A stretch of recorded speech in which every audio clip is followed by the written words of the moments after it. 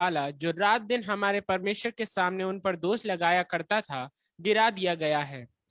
वे मेमने के लहू के कारण और अपनी गवाही के वचन के कारण उस पर जयवंत हुए, और उन्होंने अपने प्राणों को प्रिय ना जाना, यहाँ तक कि मृत्यु भी सह ली।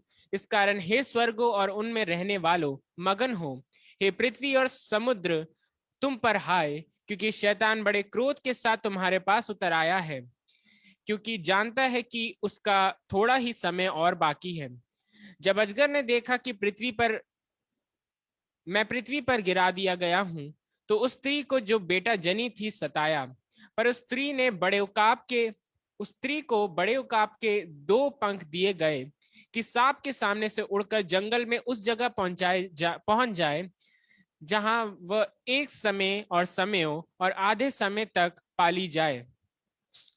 और सांप ने उस स्त्री के पीछे अपने मुंह से नदी के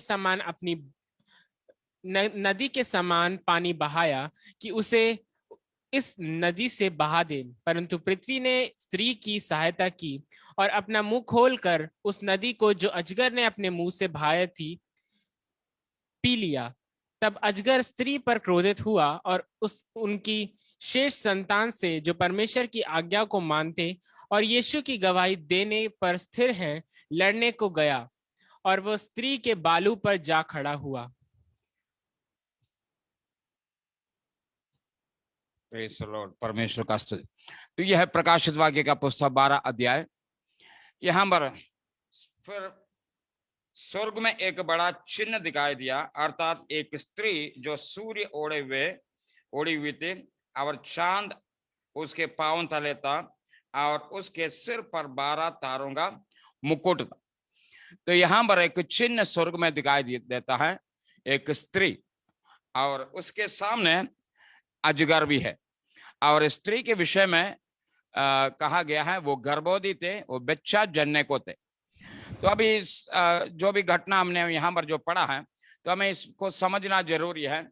जैसे हम शुरुआत में ही एक बात कहा था, प्रकाशित वाक्य का पुस्तक का सारे घटनाएं रूपक के रूप में जो दर्शाया गया, कई तस्वीर है, वो कई तस्वीर के रूप में उसको दर्शाया है, और उसका अर्थ को हमें समझने की जरूरत है। तो सबसे पहले सवाल आता है, ये स्त्री कौन है? ये स्त्री के विषय में कई प्रकार की जो है विचारधाराएं, लोग अलग अलग प्रकार से ये स्त्री के विषय में सिखाया जाता है। कई लोगों का मानना ये स्त्री मरियम है, यीशु मसीह की माता मरियम है, कई लोगों का मानना है। और जो बच्चा जो जन्मा है वो प्रभु यीशु मसीह है। तो इसी प्रकार के अलग अलग विचार है। लेकिन जब भी मैं वचन जब अध्ययन कराता है, मैं उन तमाम बातों से हटके जो है वचन को मैं ले जाता हूं, जो मैं जो बात को जो मानता हूं, उन्हीं बातों को ही मैं आपके सामने रखता है। इसके अलावा भी कई प्रकार का अध्ययन है, कई प्रकार के इंटरप्रिटेशन है। जैसे कल जो है एक बाइबल स्टडी में किसी ने मुझसे एक सवाल किया है। प्रकाशित वाक्य का पुस्तक जो हम लोगों ने पिछले जो बाइबल स्टडी में हम लोगों ने देखा था, प्रकाशित वाक्य का पुस्तक 9 अध्याय में जो अथाह कुंड जब खोला, तो अथाह कुंड से का धुआं निकलता है, और धुएं में से टिड्डियां निकल आता है। तो हमने पिछले दिनों में इस बात को देखा था, इसी प्रकार का वास्तव में जो है टिड्डी आएगा, और टिड्डियों के द्वारा पृथ्वी पर रहने वाला लोगों को सताएंगे, ये बात हमने देखा था। लेकिन कल किसी ने मुझसे कहा, हमने कई और जगह में जो है बाइबल स्टडी में सुना है, ये टिड्डियां जो है ये आने वाले समय में, अंत के समय में मतलब जो युद्ध होगा, युद्ध में इस्तेमाल करने वाला जो जैसा हेलीकॉप्टर, मतलब उन्होंने कहा वो टिड्डी हेलीकॉप्टर को दर्शाता है या फाइटर को दर्शाता है। इसी प्रकार का कई इंटरप्रिटेशन है। लोग कहता है ये अंत के समय में जो भी टेक्नोलॉजी है, वो सारे टेक्नोलॉजी के विषय में बाइबल में कहा गया है। यही कई लोगों का मानना है। लेकिन प्रियो, मैं आपको जो बात बताना चाहता है वो परमेश्वर जब संसार को जब दंड देता है स्वर्ग से, मतलब विशेषकर हम 9 अध्याय में परमेश्वर की ओर से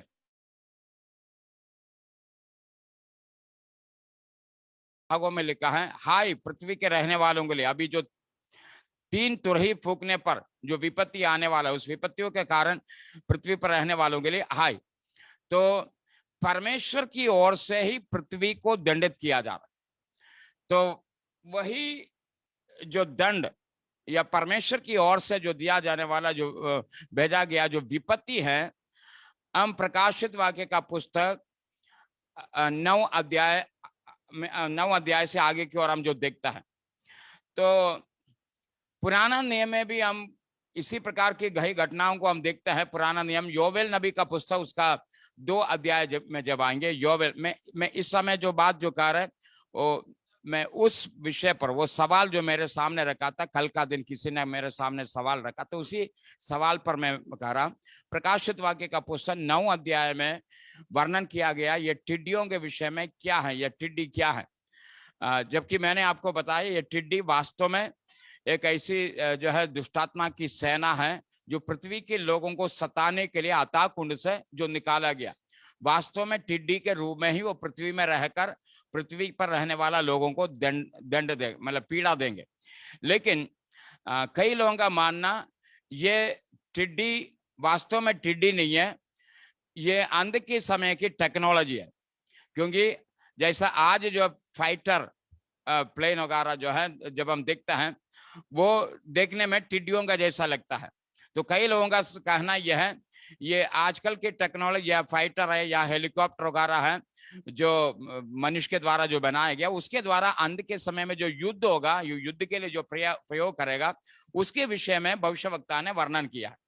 हम यही सेम घटना योवेल नबी का पुस्तक 2 अध्याय में भी हम देखते हैं। मैं चाहूंगा जरा योवेल नबी का पुस्तक 2 अध्याय को पढ़े। 2 अध्याय का पहला पद। सियोन में नरसिंगा फूको, मेरे पवित्र पर्वत पर सांस बांधकर फूको, देश के सब रहने वाले कांप उठे, क्योंकि यहोवा का दिन आता है, वरन वह निकट ही है। वह अंधकार और तिमिर का दिन है, वो बदली का दिन है, और अंधियारी सा फैलता है। जैसे भोर का प्रकाश पहाड़ों पर फैलता है, वैसे ही एक बड़ी और सामर्थी जाति आएगी। प्राचीन काल में वैसी कभी ना हुई और ना उसके बाद भी फिर किसी पीढ़ी में होगी। उसके आगे आगे तो आग भस्म करती जाएगी और उसके पीछे पीछे लौ जलाती जाएगी। उसके आगे की भूमि तो अदन की बारी के समान होगी, परंतु पीछे की भूमि उजाड़ मरुस्थल बन जाएगी और उससे कुछ ना बचेगा। उनका रूप घोड़ों का सा है और वे सवारी के घोड़ों के समान दौड़ते हैं। उनके कूदने का शब्द ऐसा होता है जैसे पहाड़ों की चोटियों पर रथ के चलने का, या खूंटी भस्म करते हुए लौ का, या जैसे पाती बांधे हुए बलि योद्धाओं का शब्द होता है। उनके सामने जाति जाति के लोग पीड़ित होते हैं, सबके मुख मलिन होते हैं। वे शूरवीरों के समान दौड़ते और योद्धाओं के भांति शहरपनाह पर चढ़ते हैं। वे अपने अपने मार्ग पर चलते हैं और कोई अपनी पाती से अलग ना चलेगा।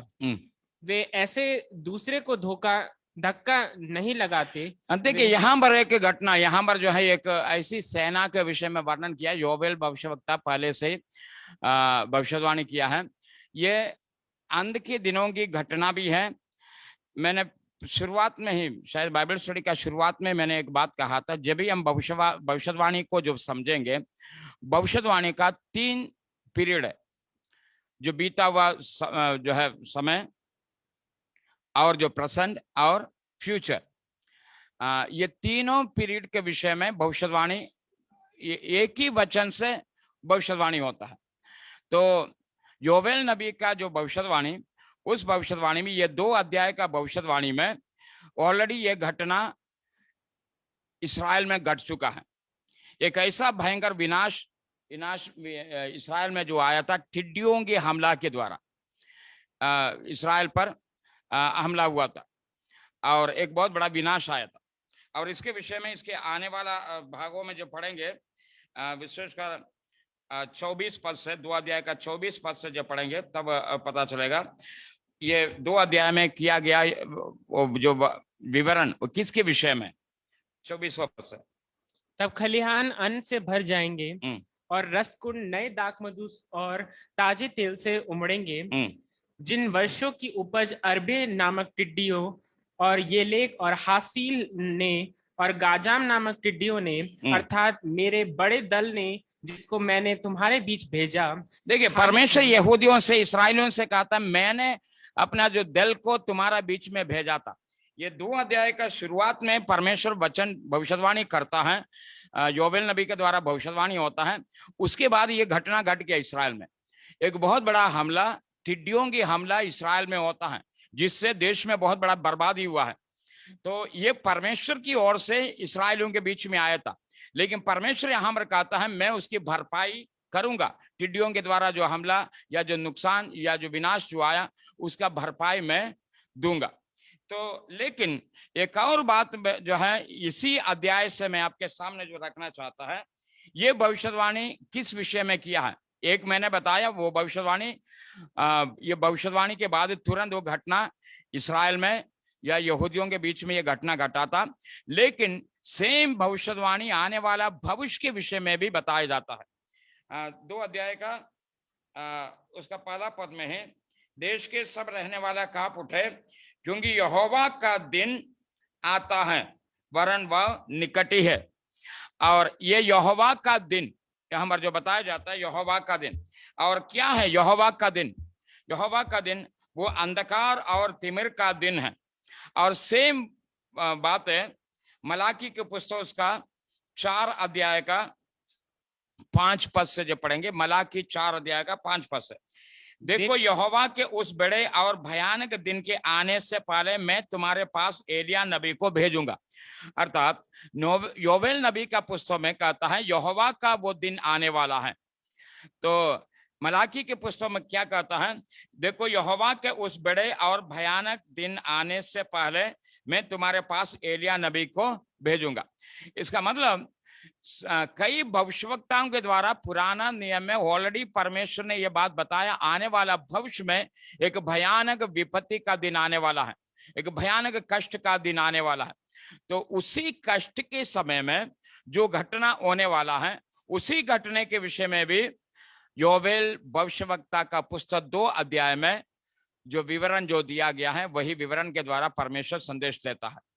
अर्थात ये 7 साल के क्लेश के समय का जो घटना है, जो योवेल नबी का पुस्तक में भी बताया गया। लेकिन फिर मैं एक बात कहना चाहता हूं, ये सेम घटना इसराइलियों के बीच में घट चुका है टिड्डियों के हमले के द्वारा। टिड्डियों के द्वारा विनाश इसराइलियों के बीच में, यहूदियों के बीच में आया था।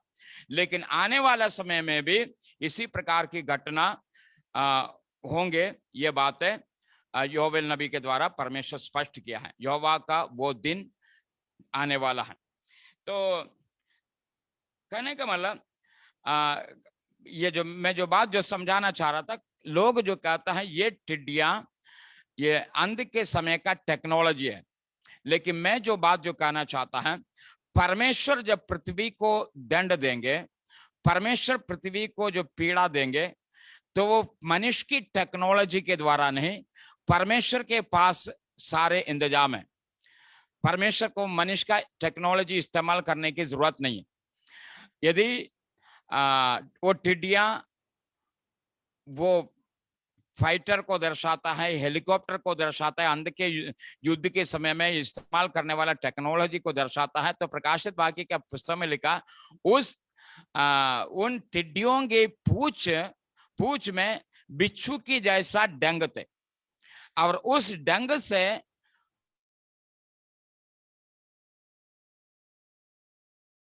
अधिकार उनको दिया गया, टिड्डियों को अधिकार दिया गया। तो इसको आपको समझना है। तो ये किसी टेक्नोलॉजी के द्वारा नहीं, वो परमेश्वर का खुद का योजना है। अपना ही बनाया हुआ कई वस्तुओं को परमेश्वर इस्तेमाल करता है। जब कभी भी परमेश्वर किसी को पीड़ा देना चाहता है, तो परमेश्वर किसी को भी इस्तेमाल कर सकता है। मिस्र देश में, जबकि मिस्र देश भी एक बहुत जो है माना जाता है, उन दिनों में काफी अधिक जो है टेक्नोलॉजी में आगे था मिस्र। लेकिन परमेश्वर मिस्र को जब दंड दिया, तो मिस्र की कोई भी टेक्नोलॉजी वहां पर इस्तेमाल नहीं किया। मिस्र को आसमान से जो है ओले गिरता है, आग गिरता है, और टिड्डियों को इस्तेमाल किया, और 3 दिन का अंधकार आता है। इसी प्रकार की सारे घटना मिस्र में हो जाता है। और इसके अलावा हम उत्पत्ति का पुस्तक उसका 19 अध्याय में जब आता है, परमेश्वर सोदोम ओमोरा को आसमान से आग और गंधक के द्वारा नष्ट करता है। तो उसके लिए भी हम जानते हैं आग और गंधक को परमेश्वर आसमान से बरसाया, गिराया, जिसके द्वारा सोदोम ओमोरा का नाश हो जाता है। तो कहने का मतलब परमेश्वर जब पृथ्वी को दंड देंगे तो मनुष्य की बनाया हुआ कोई भी टेक्नोलॉजी परमेश्वर इस्तेमाल करने की जरूरत नहीं। परमेश्वर के पास ऑलरेडी योजनाएं हैं पृथ्वी को दंड देने के लिए। तो मैं इस बात को मानने के लिए तैयार नहीं है, वो मनुष्य का टेक्नोलॉजी है। तो मैं अभी हम लोग अपनी सब्जेक्ट पर आएंगे। प्रकाशित वाक्य का पुस्तक उसका 12 अध्याय का जो है स्त्री के विषय में हम देखेंगे। स्त्री कौन है? तो यहाँ पर पहला स्त्री है और दूसरा जो बच्चा, जो स्त्री ने जो बच्चा जन्म दिया है, और तीसरा यहाँ पर अजगर। तो 3 चीजों को हम यहाँ पर प्रकाशित वाक्य का पुस्तक 12 अध्याय में देखता है। तो सबसे पहले मैं इस बात को बताना चाहता हूं, ये स्त्री और कोई नहीं है, ये इस्राएल है। ये स्त्री इस्राएल है। पुराना नियम की भविष्यवाणियों में जब आप देखते हैं, चाहे होशे नबी का पुस्तक और भी चाहे यिर्मयाह चाहे यशायाह, कई स्थानों में इस्राएल के विषय में परमेश्वर जब भी भविष्यवाणी कराया, इस्राएल को एक स्त्री के रूप में वर्णन किया है। इस्राएल को एक स्त्री के रूप में वर्णन किया है। और इसलिए यहां पर प्रकाशित वाक्य 12 अध्याय में पाए जाने वाला ये स्त्री भी मैं कहना चाहता हूं ये इस्राएल है। जैसा मैंने आपको बताया, कई लोग मानता हैं ये इस्राएल नहीं है, ये मरियम है, यीशु मसीह की माता मरियम है, क्योंकि मरियम के द्वारा यीशु मसीह का जन्म हुआ है। जो बच्चा जो जन्म लिया है वो यीशु मसीह है। तो मरियम ने यीशु मसीह को जन्म दिया है, इसलिए ये स्त्री मरियम है। ये कई लोगों का कहना है। आज भी आप देख के कई स्थानों में मरियम का जो है तस्वीर जो बनाया जाता है, उस तस्वीर के अंदर मरियम के जो सिर पर जो मुकुट है, उस मुकुट के ऊपर तारे हैं, 12 तारे दिखाई दिया है, बनाया गया है। और मरियम के पीछे जो है सूर्य की रोशनी को दिखाया गया और उसके नीचे चंद्रमा को भी दर्शाया है। इस प्रकार से एक तस्वीर शायद आपने कई स्थानों में देखा होगा। लेकिन मैं फिर इस बात को कहना चाहता हूं, यह स्त्री मरियम नहीं है, ये इस्राएल है। क्योंकि इस्राएल को पुराना नियम में वो स्त्री के रूप में दर्शाया और इस्राएल को परमेश्वर के पत्नी के रूप में भी दर्शाया है। विशेषकर होशे नबी का पुस्तक में जब आता है, होशे नबी के पुस्तक में एक व्यभिचारिणी पत्नी के रूप में इस्राएल को दर्शाया है। तो अभी सवाल यह है, यदि इस्राएल, ये स्त्री इस्राएल है, तो ये स्त्री के सिर पर रखा गया जो मुकुट है जिसमें 12 तारे लगे हुए, ये 12 तारे क्या हैं? ये 12 तारे इस्राएल का 12 गोत्र है। आपको याद होगा जब उत्पत्ति का पुस्तक में जब यूसुफ जो है सपना देखता है, यूसुफ ने 2 सपना देखा था उनकी भविष्य के विषय में। आने वाला समय में परमेश्वर ने उनको दिखाया, उनको ऊंचे स्थान में पहुंचाएंगे, जिसके द्वारा उनकी भाई लोग उनके सामने दंडवत करेंगे। और सिर्फ इतना ही नहीं, उनकी माता पिता भी यूसुफ के सामने दंडवत करेंगे। यही परमेश्वर ने सपने के द्वारा यूसुफ को दर्शाया। तो 2 सपना जो है, 2 सपने में एक सपना यह था, 11 फूले यूसुफ की फूले के सामने वो दंडवत करता है। और दूसरा सपना, सूर्य और चंद्रमा 11 तारे यूसुफ के सामने दंडवत कर रहे हैं। सूर्य, चंद्रमा और 11 तारे यूसुफ के सामने दंडवत कर रहे हैं। तो यूसुफ जब कभी भी सपना देखता था, अगला दिन उठ के अपने भाइयों के सामने, अपने माता पिता के सामने सपना बताते थे। जब ये सपना जब सुना, पहले के सपना से कोई रिएक्शन नहीं हुआ, उनके पिता की तरफ से कोई रिएक्शन नहीं हुआ। लेकिन दूसरा सपना जब यूसुफ बताता है तो वो उनका पिता याकूब उनको डांटता है, वो पूछता है क्या तुम क्या सोचते है तुम्हारा माता पिता और तुम्हारा भाई लोग तुम्हारे सामने दंडवत करेंगे, क्योंकि वहां पर सूर्य और चंद्रमा वो याकूब को और याकूब की पत्नी को दर्शाता है, या यूसुफ की पिता और यूसुफ की मां को दर्शाता है। तो फिर 11 तारे यूसुफ को छोड़कर बाकी 11 भाइयों को दर्शाता है। तो इस प्रकार का विवरण आप उत्पत्ति का पुस्तक में देखता है।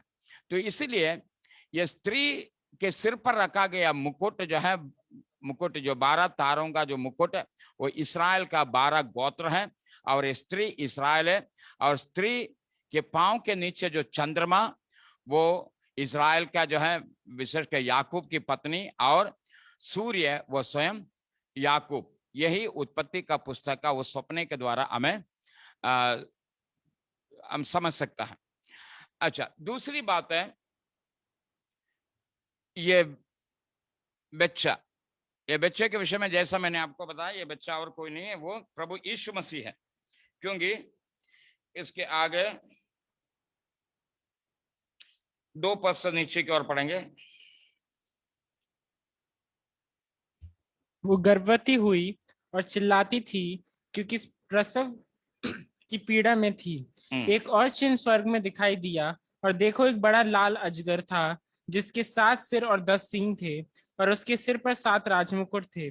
उसकी पूंछ ने आकाश के तारों को, 5वां पद से, वो बेटा जनी जो लोहे का दंड लिए हुए सब जातियों पर राज्य करने पर वो था। बच्चा जनी, वो बच्चा लोहे के दंड लिए हुए सब जातियों पर राज करने पर था।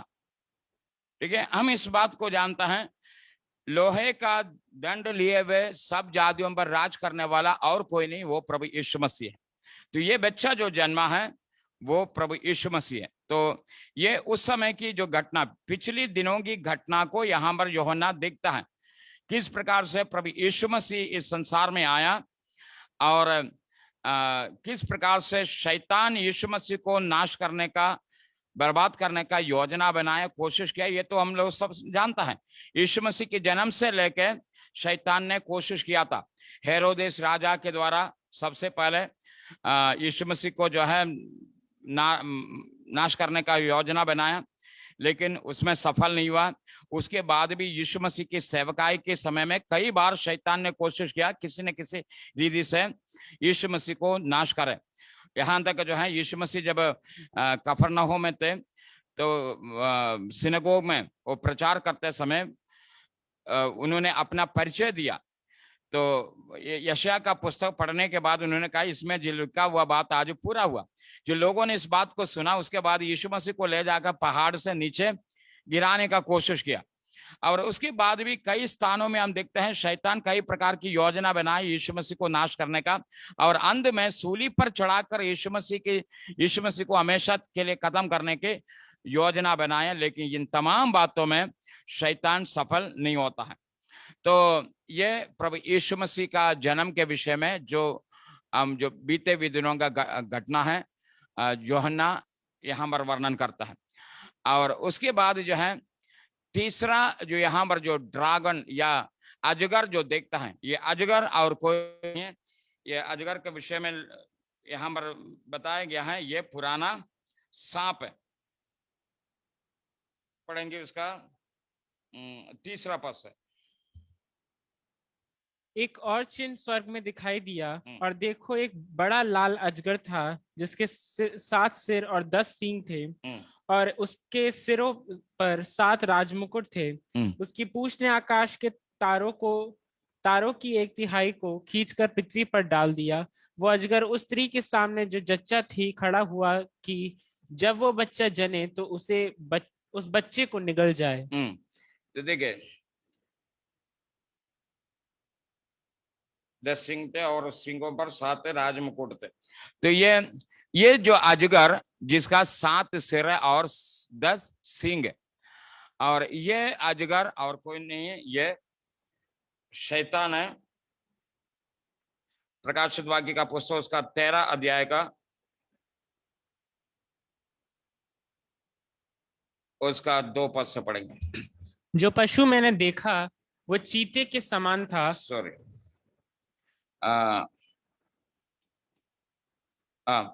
पढ़े पढ़े। जो पशु मैंने देखा वो चीते के समान था और उसके पाँव भालू के से और मुंह सींग का सा था। उस अजगर ने अपने सामर्थ्य और अपना सिंहासन और बड़ा अधिकार उसे दे दिया। मैंने उसके सिरों में से एक पर ऐसा भारी घाव लगा देखा मानो वो मरने पर है। फिर उसका प्राण घातक घाव अच्छा हो गया और सारी पृथ्वी के लोग उस पशु के पीछे पीछे अचंभा करते हुए चले। प्रकाशित वाक्य 20 अध्याय का 1-2 पद को पढ़ेंगे। तो इस अजगर के विषय में यहाँ पर जो वर्णन किया गया है, यह अजगर कौन है, क्या है, देखेंगे। फिर मैंने एक स्वर्गदूत को स्वर्ग से उतरते देखा जिसके हाथ में था कुंड की कुंजी और एक बड़ी जंजीर थी। उसने उस अजगर अर्थात पुराने सांप को उस अजगर अर्थात पुराने सांप को, तो यहाँ पर इस अजगर के विषय में लिखा वो पुराना सांप है। अभी सवाल है ये पुराना सांप क्या है, कौन सा है। हम जानते हैं इस पुराना सांप और कुछ नहीं है, वो एदन की वाटिका में हवा को भरमाने वाला वो सांप था। तो इसीलिए यहाँ पर प्रकाशित वाक्य 20 अध्याय में उस अजगर को पुराने सांप के रूप में भी वर्णन किया है।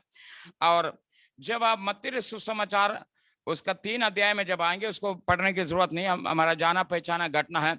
जब यूहन्ना बपतिस्मा दाता जो प्रचार करता है, मन फिराव का प्रचार किया, तो काफी यहूदी लोग और इस आसपास के रहने वाले लोग, यरूशलेम यहूदिया और आसपास के योर्दान के आसपास में रहने वाले लोग यूहन्ना बपतिस्मा दाता के पास आता है बपतिस्मा लेने के लिए।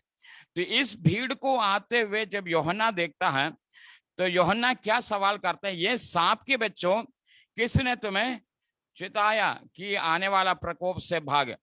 क्योंकि वो पाप में जीवन बिताने के कारण यूहन्ना बपतिस्मा दाता उनको सांप के बच्चों के रूप में वहां पर बुलाया। अर्थात ये सांप की बच्चा मतलब वो शैतान की संतान। तो ये सांप वो पुराना सांप है या शैतान है जिसका 7 सिर है। ये डायग्राम, ये तस्वीर यदि आप देखें, यहाँ पर मैंने कुछ बातें लिखा है।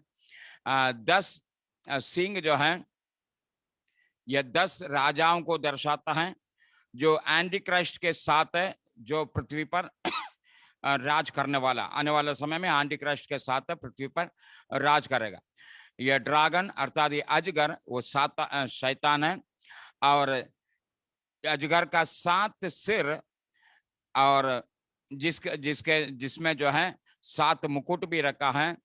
ये उन राजाओं को दर्शाता है जो बीते हुए दिनों में इस्राएल को जिन्होंने सताया था, बीते हुए दिनों में जिन्होंने इस्राएल को सताया है। अब इतिहास को जब देखता है, आने वाले समय में भी मैं आपको बताऊंगा वो 7 सिर क्या है। ये अजगर के पास भी वो 7 सिर है और 13 अध्याय में, जब अगला अध्याय में जब हम आएंगे तो हम वहां पर भी देखते हैं पशु के पास भी 7 सिर है। तो ये 7 सिर जो है अलग अलग साम्राज्य, अलग अलग जो है राज और अलग अलग सम्राटों को दर्शाता है। ये राजाएं हैं और राज हैं जो पृथ्वी पर जो राज किया है। तो बीते हुए दिनों में जब हम इतिहास को जब देखता है, पृथ्वी के अंदर जो बड़े ताकतवर राष्ट्रों का जो उदय हुआ है, अभी तक पृथ्वी में जो बड़े बड़े राज का उदय हुआ है, उन राज्यों के विषय में भी मैं बताना चाहता हूँ कौन सा राज था पृथ्वी के अंदर जो शक्तिशाली राष्ट्र के रूप में जो उभर कर आया है। तो उसमें सबसे पहला है मिस्र। किसी जमाने में मिस्र था पृथ्वी का सबसे ताकतवर राष्ट्र। ये उस समय की बात है जब इस्राएली लोग मिस्र में गुलाम थे। तो इन इस्राएलियों को मिस्र के द्वारा सताया गया है, या मिस्र के फिरौन लोगों ने इस्राएलियों को सताया था। तो ये वही पहला सिर है या पहला राष्ट्र है मिस्र। और उसके बाद अगला जो है राज या राष्ट्र जो इस्राएलियों को जिन्होंने सताया है, वो या पृथ्वी का ताकतवर, उस समय का ताकतवर जो राज, वो था अशूर। आपको मालूम है अशूर के विषय में, अशूरियों ने ही इस्राएलियों को बंदी बना के अपने देश में ले गया था। तो उस समय का ताकतवर राष्ट्र अशूर था, जो मिस्र को भी उन्होंने पराजित किया था। उसके बाद अगला जो राष्ट्र उदय हुआ है, ये अशूर और मिस्र दोनों को पराजित करके एक तीसरा राष्ट्र का उदय जो हुआ है वो है बाबिलोन, जो तीसरा राष्ट्र। और उसके बाद बाबिलोन के बाद अगला जो राज है मादी और पारसी, जिसने बाबिलोन को भी पराजित किया। जो ताकतवर, जो सबसे ताकतवर राष्ट्र के रूप में उभर कर जो आया था बाबिलोन, उस राज को पराजित करके संसार पर प्रभुता किया है। यहां तक उनके विषय में मादी पारसी के विषय में कहा जाता है हिंदुस्तान से लेकर इथियोपिया तक, अर्थात मिस्र अफ्रीका तक जो है उन्होंने राज किया। इंडिया से लेकर अफ्रीका तक उनका राज फैला हुआ था। लेकिन उस मादी पारसी को पराजित करके अगला जो राष्ट्र का जो उदय हुआ है वो है यूनान। अगला जो राज था यूनान, ये चौथा राज था। और फिर यूनान के बाद रोम उभर कर आया है। रोम के शासन भी समाप्त हो जाता है।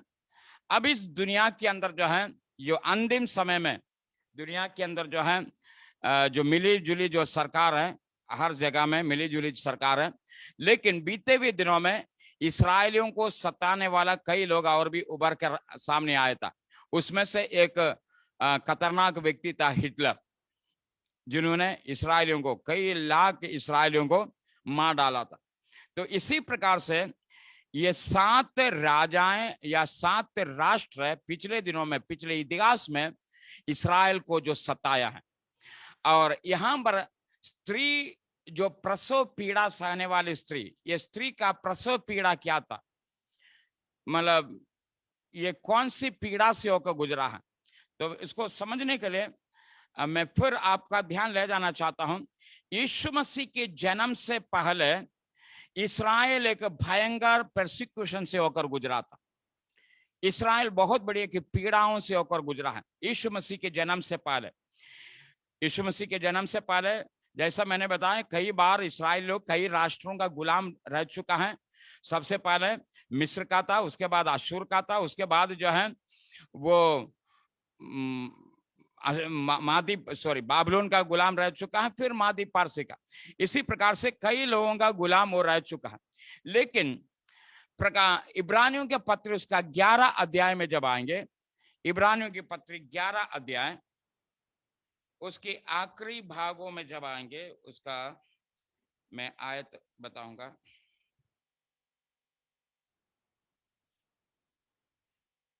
आ,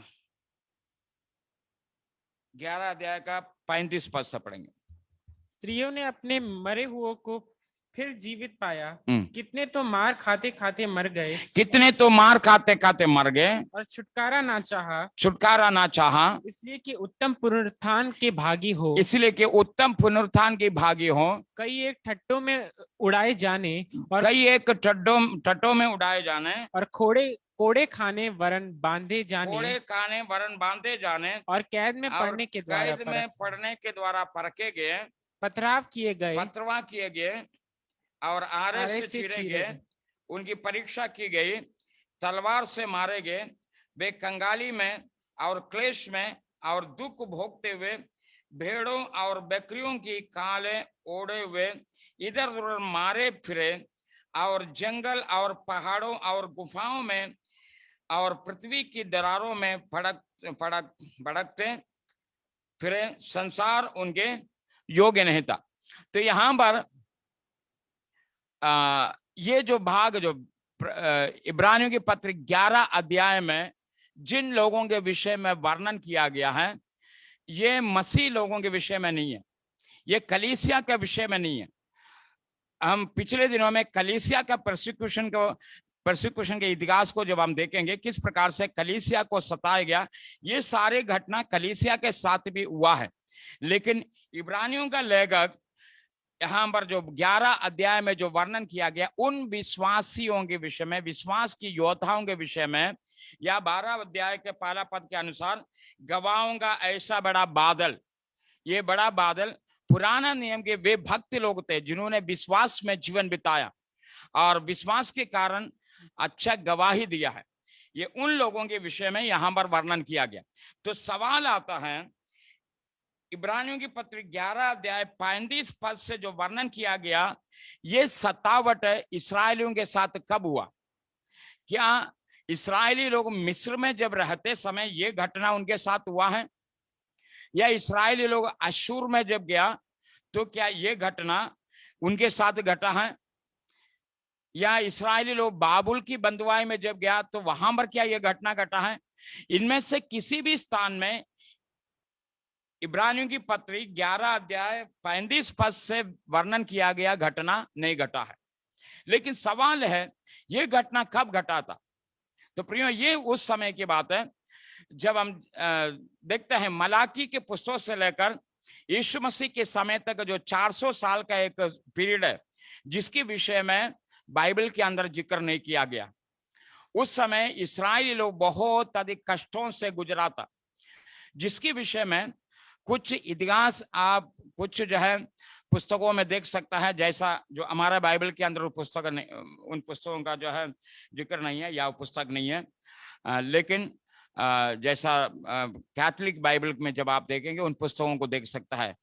मकाबियंस की पुस्तक, तोबित की पुस्तक, इसी प्रकार के कुछ पुस्तक जो है कैथोलिक बाइबल में आप देख सकता है। उन पुस्तकों को जो पढ़ेंगे तो आप देख सकता है ये 400 साल की मध्य में इस्राएलियों के साथ क्या घटना घटा था, कैसे इस्राएली लोग मारे मारे फिरे, जंगलों में गुफाओं में जाकर छिपा, अपने प्राण को बचाने के लिए कैसे मारे मारे फिरा, ये सारे घटनाओं को आप वहां पर उन पुस्तकों में देख सकता है।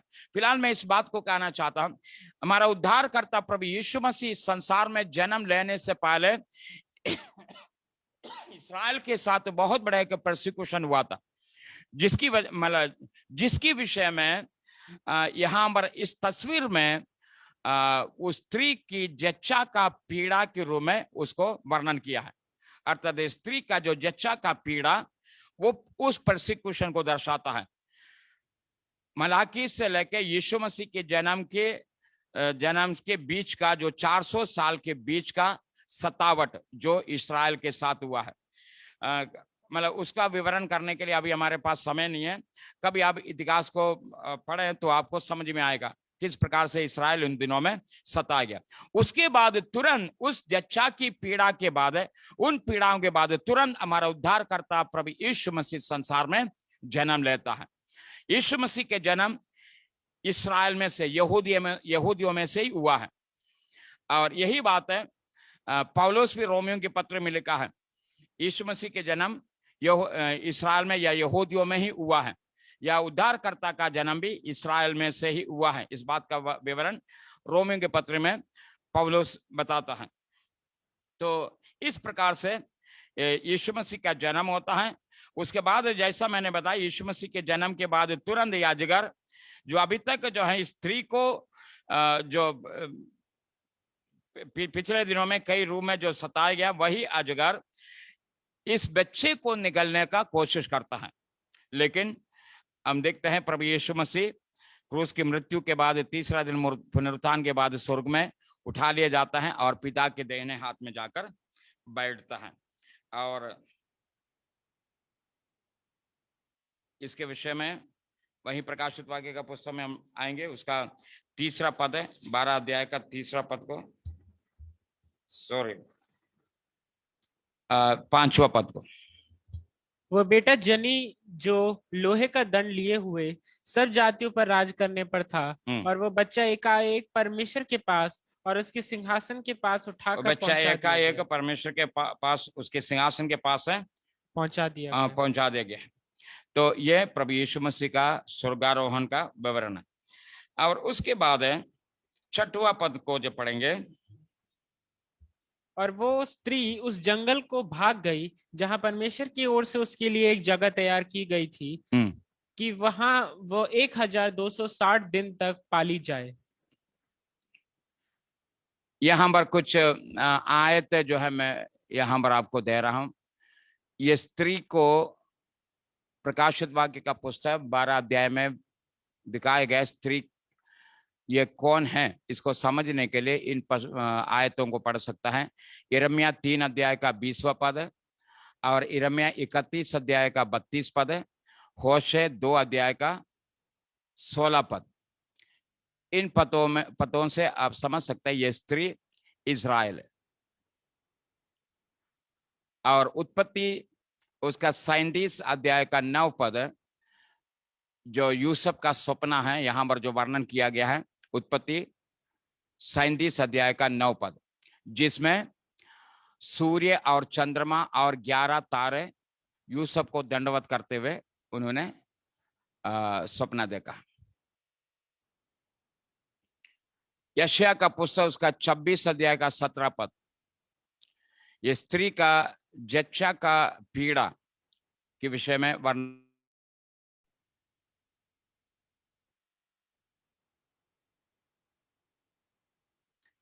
मीका 4 अध्याय का 10वां पद, हे सियोन की बेटी जच्चा स्त्री की नई पीड़ा उठाकर उत्पन्न कर, क्योंकि अब तो गड़ी में से निकलकर मैदान में बसेगी, वरन बाबुल तक जाएगी, वरन तू छुड़ाई जाएगी, अर्थात वहीं यहोवा तुझे तेरे शत्रुओं के वश में से छुड़ा लेंगे।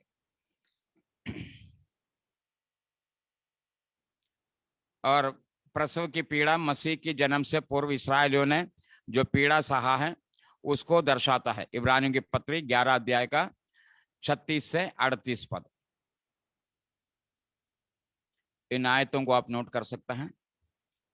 इससे आप समझ सकते हैं ये स्त्री इस्राएल है और पीड़ा यीशु मसीह के जन्म से पहले इस्राएली लोगों ने जो पीड़ा जो सहा है वो पीड़ा को दर्शाता है।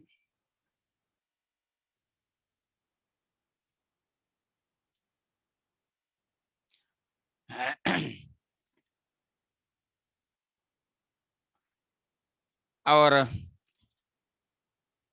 अगला जो है इस अजगर के विषय में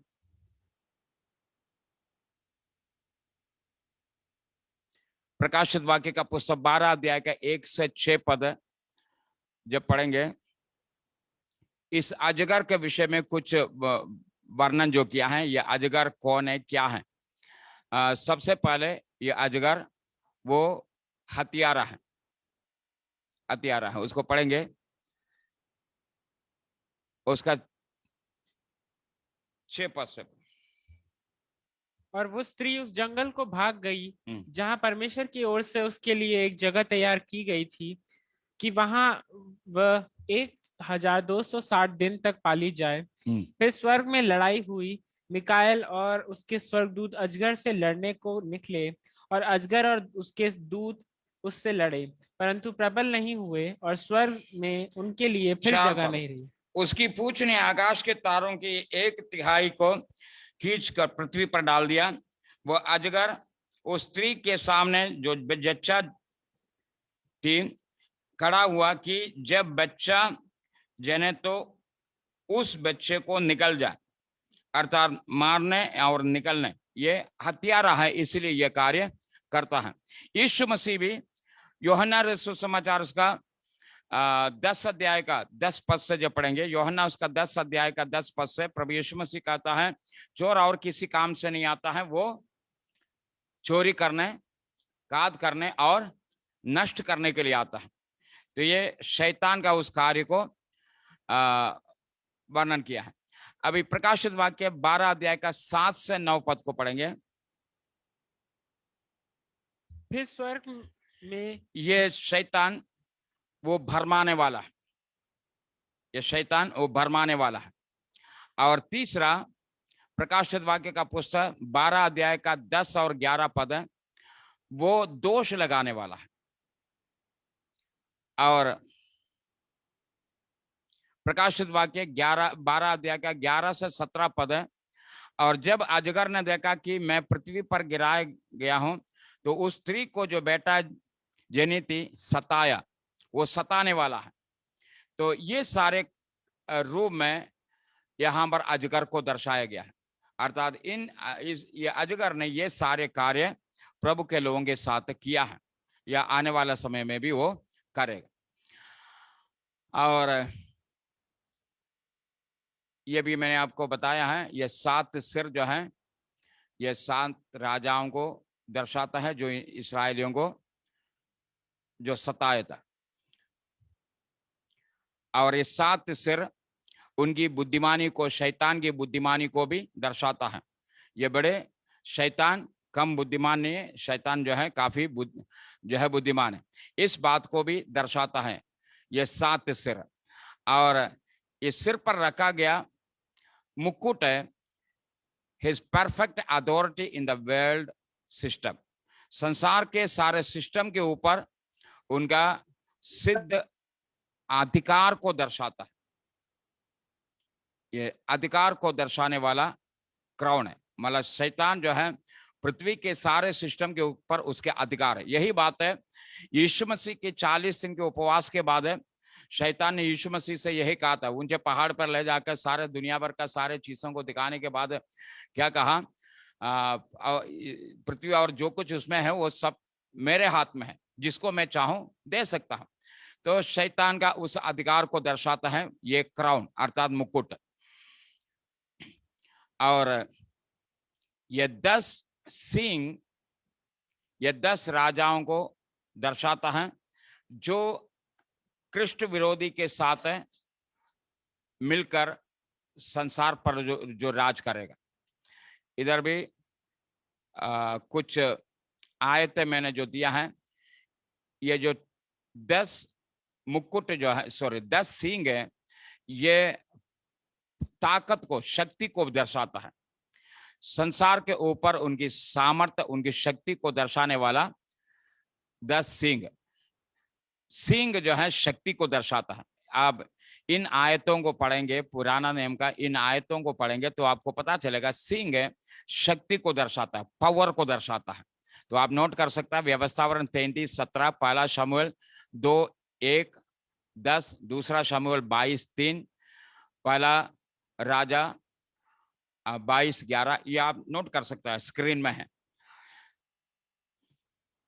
और 1/3 तारा जो ऊपर से आसमान से जो गिराया गया है,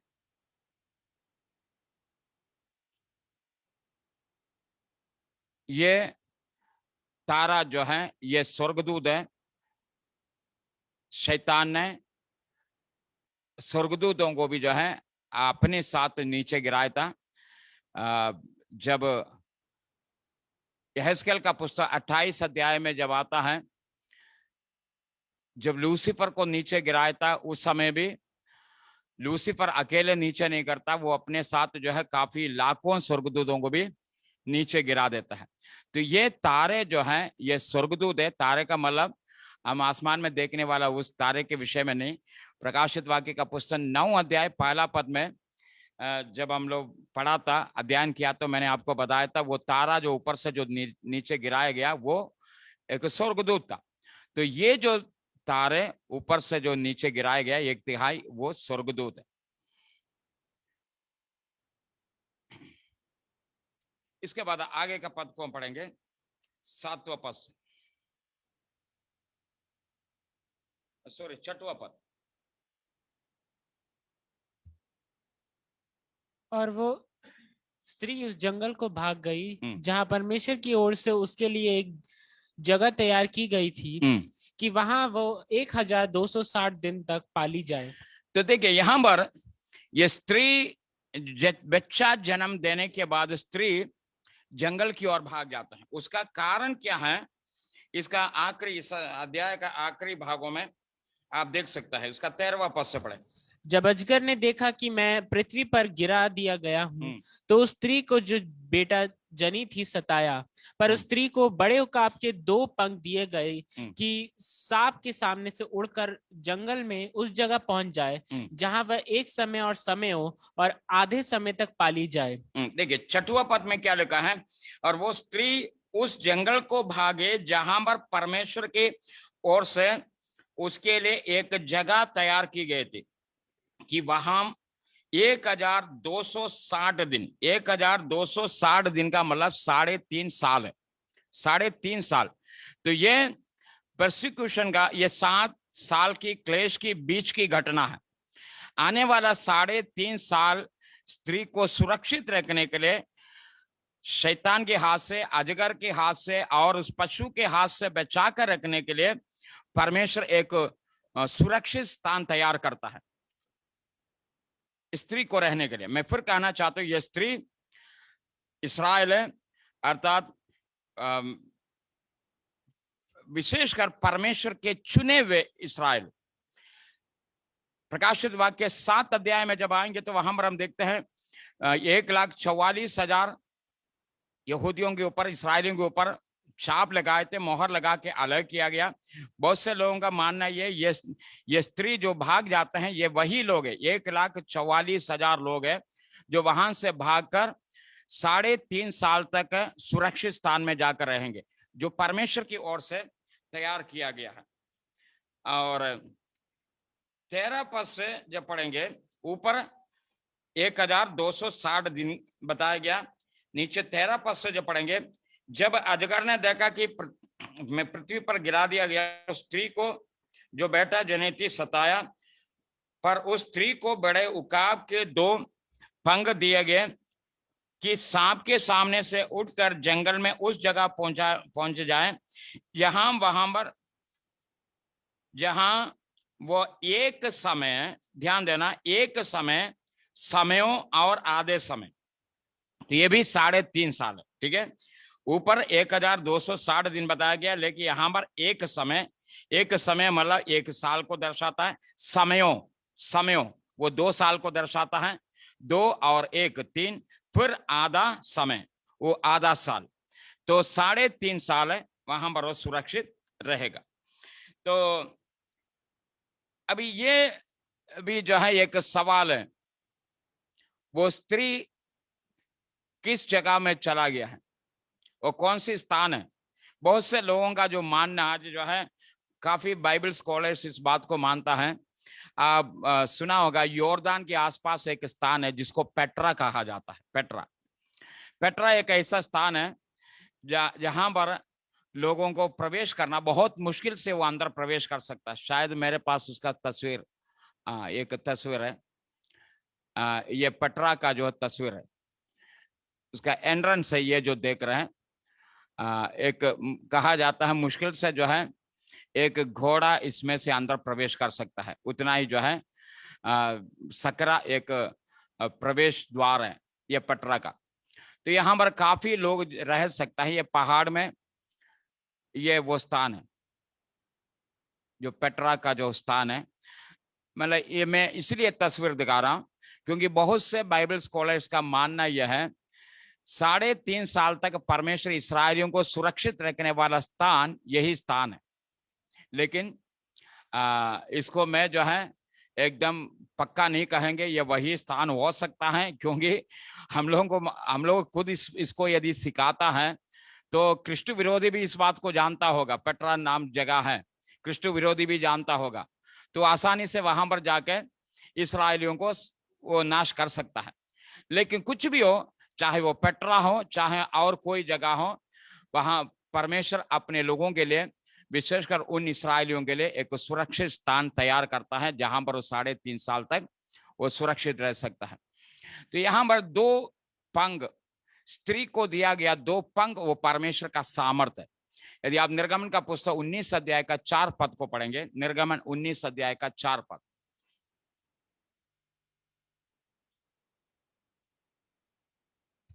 तुमने देखा है कि मैंने मिस्रियों से क्या क्या किया, तुमको मानो उकाब पक्षी के पंखों पर चढ़ाकर अपने पास ले आया हूं। हाँ। और व्यवस्था वर्णन उसका 32 अध्याय का 11 और 12 पद, जैसे उकाब अपने घोंसले को हिला हिला कर अपने बच्चे को ऊपर ऊपर मंडलाता है, वैसे ही उसने अपने पंख फैलाकर उसको अपने पैरों पर उठा लिया। तो ये परमेश्वर का सामर्थ्य है, ये जो पंख के रूप में यहाँ पर दर्शाया गया, परमेश्वर के सामर्थ्य के द्वारा ये इस्राएली लोग वो सुरक्षित स्थान में पहुंच जाता है, 3.5 साल तक वहीं पर सुरक्षित रह जाता है। मरकुस उसका 13 अध्याय का 14 पद।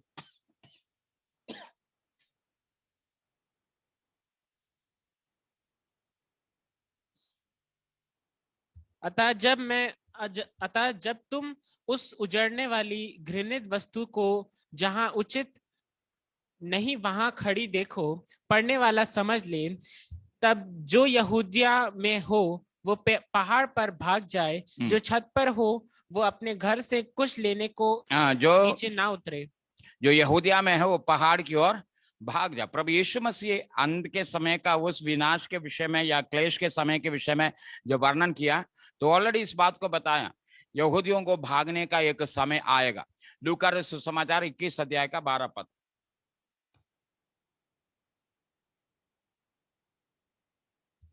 परंतु इन सब बातों से पहले वे मेरे नाम के कारण तुम्हें पकड़ेंगे और सताएंगे और पंचायतों में सौंपेंगे और बंदीगृह में डलवाएंगे और राजा और हाकिमों के सामने ले जाएंगे, पर ये तुम्हारे लिए गवाही देने का अवसर हो जाएगा।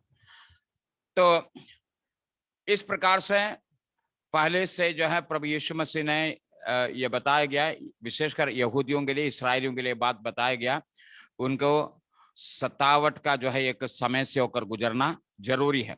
इस बात को प्रभु यीशु मसीह ने बताया, लेकिन साथ ही साथ इस बात को भी जो है प्रकाशित वाक्य का पुस्तक में वर्णन किया, परमेश्वर अपनी सामर्थ के द्वारा इनको सुरक्षित स्थान में पहुंचाएंगे, जहां पर 3.5 साल तक सुरक्षित रहेगा।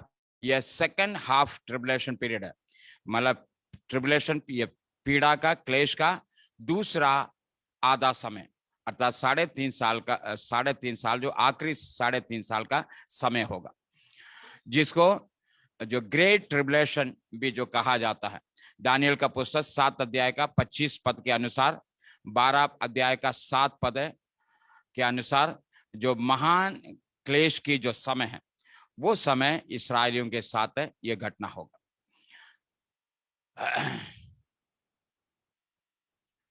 उसके बाद फिर आगे की ओर जाएंगे।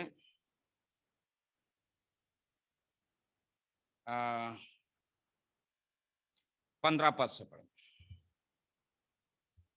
और सांप ने उस स्त्री के पीछे अपने मुंह से नदी के समान पानी बहाया कि उसे इस नदी से बहा दे, परंतु पृथ्वी ने उस स्त्री की सहायता की और अपना मुंह खोलकर उस नदी को जो अजगर ने अपने मुंह से बहाए थी पी लिया। तब अजगर स्त्री पर क्रोधित हुआ और उसकी शेष संतान से जो परमेश्वर की आज्ञाओं को मानते, वो स्त्री को जब स्त्री वहां से भाग रहे थे, तो शैतान ने या अजगर ने पूरा कोशिश किया स्त्री को बर्बाद करने के लिए। उसके लिए उन्होंने क्या किया, और सांप ने उस स्त्री के पीछे अपने मुंह से नदी की नहीं पानी बहाया कि उससे इस नदी से बहा दे, अर्थात स्त्री को बर्बाद करने के लिए वो पानी को बहाता। अभी सवाल यह है, ये अजगर के मुंह से निकला हुआ ये पानी क्या है, तो कौन सी पानी है? तो प्रियो, जब हम प्रकाशित वाक्य का पुस्तक उसका 18 अध्याय 17 अध्याय में जब आएंगे, तो वहां पर हम देखते हैं जो पानी के विषय में जो बताया जाता है, वो पानी वो बहुत बड़ा भीड़ को दर्शाता है। और प्रकाशित वाक्य 13 अध्याय में भी जो पशु जो समुद्र से जो निकल के आता है, समुद्र या समुद्र का पानी, ये नेशंस को दर्शाता है, और पानी वो बहुत बड़ी भीड़ को दर्शाता है। ये भीड़ जो है और कोई भीड़ नहीं, ये एक बहुत बड़ी सेना है जो अजगर इस्राएलियों को नाश करने के लिए, इस्राएलियों को बर्बाद करने के लिए एक सेना को तैयार करेंगे। उस सेना के द्वारा इस्राएल को नष्ट करने का वो कोशिश करता है, वो युद्ध के द्वारा। विशेषकर हम इस बात को जानता है, एक भयंकर युद्ध जो होने वाला है, ये युद्ध और किसी के साथ नहीं, ये युद्ध का मेन जो है पर्पस है वो इस्राएल है। जकरिया का पुस्तक उसका 14 अध्याय में जब आएंगे तो हम देखेंगे, जकरिया का पुस्तक उसका 14 अध्याय, ये भीड़ क्या है, किस प्रकार से परमेश्वर अपने लोगों को अजगर के मुंह से निकला हुआ उस पानी से या नदी से बचाता है। जकरिया का पुस्तक 14 अध्याय का 1 पद से पढ़े। सुनो, यहोवा का ऐसा एक ऐसा दिन आने वाला है हम्म। जिसमें तेरा धन लूटकर तेरे बीच में बांट लिया जाएगा, हम्म। क्योंकि मैं सब जातियों को यरूशलेम से लड़ने के लिए इकट्ठा हाँ, करूंगा, मैं सब जातियों को यरूशलेम से लड़ने के लिए इकट्ठा इकट्ठा करूंगा, करेंगे। और वो नगर ले लिया जाएगा वो नगर ले लिया जाएगा, और घर लूटे घर जाएंगे लूटे जाएंगे। और स्त्रियां भ्रष्ट की जाएंगी। हाँ। नगर के आधे लोग बंधुआई में जाएंगे, हम्म। परंतु प्रजा के शेष लोग नगर ही में रहने पाएंगे। हाँ। तब यहोवा निकलकर उन जातियों से ऐसा लड़ेगा हाँ। जैसा वह संग्राम के दिन में लड़ा था। हाँ। उस दिन वो जैतून के पर्वत पर पांव रखेगा, उस दिन वो जैतून पर्वत पर पांव रखेगा, जो पूर्व की ओर यरूशलेम के सामने है। हाँ। तब जैतून का पर्वत पूर्व से लेकर पश्चिम तक बीचों बीच से जैतून का पर्वत पूरब से लेकर पश्चिम तक है, बीचों बीच फटकर बहुत बड़ा खड्ड हो जाएगा। बहुत बड़ा खड्ड हो जाएगा। तब आधा पर्वत उत्तर की ओर हाँ। और आधा दक्षिण की ओर हट जाएगा। हाँ। तब तुम मेरे बनाए हुए उस खड्ड से होकर तब तुम मेरे बनाए हुए खड्ड से होकर भाग जाओगे। देखिए यहाँ पर प्रकाशित वाक्य का पुस्तक में क्या लिखा है, परंतु पृथ्वी ने उस स्त्री की सहायता की, अपनी मुंह खोलकर उस नदी को जो अजगर ने अपने मुंह से बहाई थी पी लिया। तो यही घटना है जकरिया का पुस्तक 14 अध्याय में जो देखता है, जैतून पर्वत फट जाता है, अर्थात पृथ्वी फट जाता है और एक बहुत बड़ा खड्ड बन जाता है और उसमें से होकर वो भाग जाता है। और इसी मतलब पहाड़ के फटने के द्वारा उसके साथ जो है बहुत बड़ी एक सेना जो है नाश भी हो जाता है, बर्बाद हो जाता है। तो इस प्रकार से परमेश्वर अपनी प्रजा की रक्षा करेगा। परमेश्वर का स्तुति।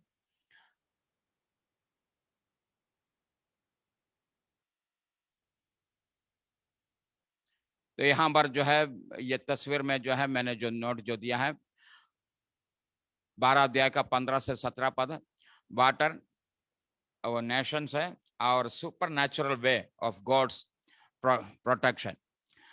इसराइलियों के लिए परमेश्वर का जो है जो सुरक्षा है, जिसके द्वारा पृथ्वी फटकर ये जातियां या बहुत बड़ी सेना नष्ट हो जाता है। इस प्रकार से परमेश्वर अपने लोगों की रक्षा करता है। अच्छा, और अंत में प्रकाशित वाक्य का पुस्तक है उसका 12 अध्याय का 17 पद को भी पढ़ें। तब अजगर स्त्री पर क्रोधित हुआ और उसकी शेष संतान थे जो परमेश्वर की आज्ञाओं को मानते और यीशु की गवाही देने पर स्थिर हैं, लड़ने को गया और वो समुद्र के बालू पर जा खड़ा हुआ। तो देखिए यहाँ पर जब उन्होंने देखा स्त्री हमारे हाथ से बच गया, निकल गया, तो शेष संतान जो उसकी शेष संतान यहाँ पर जो बताया गया, तो ये जरूरी नहीं है कि वो सब यहूदी लोग हैं, वो इस्राएली लोग हैं। ये 7 साल के क्लेश के समय जो प्रभु यीशु मसीह को जिन्होंने उद्धारकर्ता के रूप में ग्रहण किया है, यीशु मसीह पर विश्वास करने वाला, चाहे वो यहूदी हो चाहे वो अन्य जाति हो। मैंने इससे पहले भी आपको बताया ये क्लेश के समय में बहुत बड़ा जो है एक झुंड यीशु मसीह को उद्धारकर्ता के रूप में ग्रहण करेगा। तो उन लोगों को सताने के लिए ये अजगर तैयार हो जाता है। तो यही बात है हम प्रकाशित वाक्य का पुस्तक 13 अध्याय में देखते हैं। ये सारा अधिकार अजगर पशु को देता है और पशु के द्वारा अर्थात कृष्ण विरोधी के द्वारा शैतान प्रभु के लोगों को सताएंगे, अर्थात इस्राएलियों को तो सताएंगे और साथ ही साथ प्रभु यीशु मसीह पर विश्वास करने वाला या यीशु मसीह को उद्धारकर्ता के रूप में ग्रहण किए हुए लोग हैं, या जो पशु के सामने दंडवत नहीं करता है या पशु के मोहर जिन्होंने नहीं लिया, उनको सताने के लिए ये अजगर तैयार हो जाता है। तो ये जो बाकी बचे हुए जो शेष संतान, ये बचाए हुए अन्य जाति और बचाए हुए इस्राएली लोग, ये दोनों मिलकर जो झुंड है वही है शेष संतान जो यहाँ पर जो बताया गया, उसको सताने के लिए वो तैयार हो जाता है। उसके बाद है फिर और यीशु की गवाही देने पर स्थिर है, लड़ने को गया और वह समुद्र के बालू पर खड़ा हो गया। तो यहाँ पर समुद्र के बालू जो दर्शाया गया, ये भी एक बहुत बड़ी भीड़ है, एक बहुत बड़ी सेना है। तो हम लोग इससे पहले कई बार मैं ये बात बता चुका है, ये क्लेश के समय थर्ड वर्ल्ड वार भी होने वाला है, तीसरा विश्व युद्ध। वो तीसरा विश्व युद्ध ये शैतान की ओर से या अजगर की ओर से जो तैयार किया जाता है, एक बहुत बड़ी सेना को तैयार करके तीसरा विश्व युद्ध होगा। तो ये विश्व युद्ध का मेन जो है टारगेट है वो इस्राएल है। और पिछले बाइबल स्टडी में प्रकाशित वाक्य का पुस्तक उसका 9 अध्याय में मैंने आपको बताए थे, यूफ्रेटिस नदी के किनारे बांधा गया 4 स्वर्गदूत को जब खोलेगा तो उसके द्वारा एक बहुत बड़ी सेना को तैयार करता है, वो सेना युद्ध के लिए तैयार हो जाता है। तो ये सब कुछ है वो थर्ड वर्ल्ड वार के लिए। तो ये तीसरा विश्व युद्ध है जिसको हार्मगेदोन युद्ध भी जो कहा जाता है। इसके विषय में हम आने वाला अध्याय में देखेंगे, विशेषकर प्रकाशित वाक्य का पुस्तक 14 अध्याय से जब आगे की ओर जाएंगे उन युद्ध के विषय में हम देख सकता है। परमेश्वर का स्तुति। तो आज हम यहाँ पर समाप्त करेंगे। तो अगले हफ्ते हम प्रकाशित वाक्य का पुस्तक 13 अध्याय को देखेंगे। आप जरूर प्रकाशित वाक्य का पुस्तक 13 अध्याय पढ़ें, क्योंकि अगले हफ्ता मैं फिर चाहूंगा प्रकाशित वाक्य का 13 अध्याय भी आप पढ़ें और साथ ही साथ दानियल का पुस्तक 7 और 8 अध्याय को, ये दोनों अध्यायों को आप पढ़ें और दानियल का पुस्तक 2 अध्याय को एक बार और पढ़ेंगे, क्योंकि अगला हफ्ता हम दानियल का पुस्तक को भी साथ में लेंगे। जो बातें अभी जो दानियल का पुस्तक से जो भविष्यवाणी जो रह गया, उस भविष्यवाणी को प्रकाशित वाक्य का पुस्तक 13 अध्याय के साथ हम मिलन करके देखेंगे। परमेश्वर का स्तुति। यदि किसी को कोई सवाल है, आप सवाल कर सकता है, लेकिन अंत में मैं इस बात को बताना चाहता है, परमेश्वर जिसको चुनकर अलग किया है, परमेश्वर हमेशा अपने लोगों की चिंता करने वाला परमेश्वर है। इस भाग से हम इस बात को देखते हैं, इस्राएलियों के ऊपर परमेश्वर की दया है, परमेश्वर के अनुग्रह है। चाहे शैतान कितना भी कोशिश करे, कभी भी प्रभु के लोगों के ऊपर वो प्रबल नहीं हो सकता है। तो प्रियो, आज भी शैतान परमेश्वर के लोगों को सताने के लिए वो कोई ना कोई योजना बनाता है, लेकिन हम प्रभु के लोगों को कभी भी डरने की जरूरत नहीं।